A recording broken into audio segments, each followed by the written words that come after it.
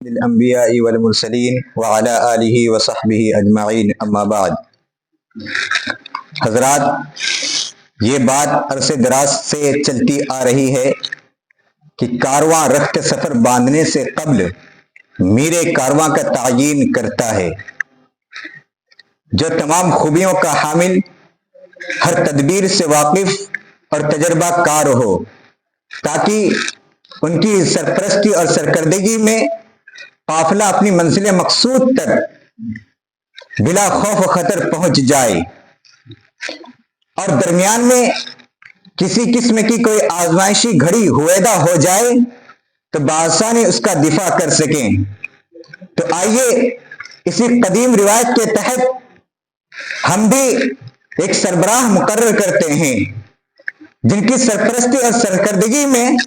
ہمارا پروگرام بحسن خوبی اختتام تک پہنچ جائے۔ تو لیجیے، میرے ذہن و دماغ میں جو نام نامی اسم گرامی رقص کر رہا ہے، اس کی ذات محتاج تعارف نہیں۔ انتظار کی زحمت نہ دیتے ہوئے میں اتنا کہہ دوں کہ وہ ستاروں کے مابین شمس و قمر سا نمایاں ہیں، جن کی رہنمائی اور رہبری سے راہ منزل کو کھویا ہوا انسان بھی آج اپنی منزل پر جاگزیں ہیں، جن سے میری مراد